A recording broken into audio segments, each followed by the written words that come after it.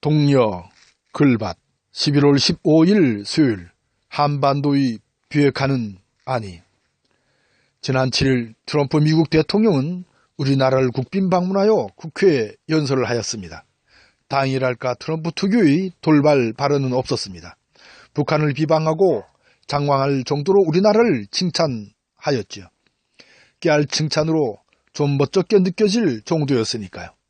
이렇게 정도 이상으로 북한을 비방하고 우리를 칭찬한 것은 왜일까요? 그래놓고 트럼프는 빗나가지 않게 장사꾼 외교를 유감없이 펼쳤습니다. 한반도 비핵화에 대한 그 어떤 실마리도 내놓지 못한 채요. 문제는 문재인 정권의 한반도 정책도 트럼프의 미국 정책을 벗어나지 못하고 있다는 점입니다. 그것은 지금까지 한미 공조가 관성으로 강하게 작용하고 있기 때문입니다. 사실과는 전혀 다른 상황을 꾸며놓고 엉뚱하게 몰아가는 미국 행태는 여전합니다. 갈등을 부추기고 그것을 빌미삼아 이득만을 취하는 꼴은 그야말로 볼썽사납습니다. 트럼프 이전에는 이렇게까지 드러내놓진 않았죠. 세계의 평화를 지독히도 고집스럽게 추구하는 미국의 의지가 느껴질 정도였으니까요. 물밑에서 지극히 은밀하게 미국의 이익을 챙기는 것에서 이제는 그 속내를 숨기지 않습니다. 이런 점에서 트럼프를 솔직한 사람이라는 평가를 내리기도 합니다.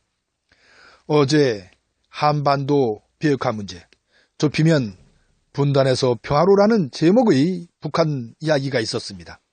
북한 학자로 널리 알려진 김진양 교수의 강연이었죠. 님은 학자의 입장에서 북한을 더 자세히 알기 위하여 개성공단 근무를 자원하였다고 합니다. 그리고 2008년 2월부터 4년간 개성공단에서 근무합니다. 개성공단에서 벌어지는 북한과의 모든 협상을 담당합니다. 거의 매일 북한 사람들과 부딪히면서 토론하고 협상하며 경험을 쌓아갑니다. 이런 님의 강연은 늘 진심이, 울림이 있습니다. 어제 북한이 아니라는 것을 보여주었죠. 6.15 남북 공동선언에 담긴 정신을 지키려는 저들의 입장도 전해주었죠. 거대한 미국의 힘이 바르지 않게 쓰이고 있다는 점은 물론 약속은 늘 미국이 깼다는 점도 굳이 숨기지 않았습니다. 여기서 잠시 6.15 남북 공동선언의 정신을 살펴볼 필요를 느낍니다. 첫째, 통일 문제의 자주적인 해결입니다. 둘째, 통일 방식의 공통성이 있다고 인정한 일입니다. 셋째, 인도적 문제의 적극적인 해결입니다. 넷째, 협력과 교류를 활성화하여 신뢰를 쌓아가는 일입니다. 다섯째, 합의사항을 실천하는 일입니다. 이제 한반도 비핵화 문제로 다시 돌아옵니다. 미국의 입장도 문재인 정권도 이 한반도 비핵화의 목소리를 높입니다. 하지만 과연 한반도의 비핵화는 가능할까요?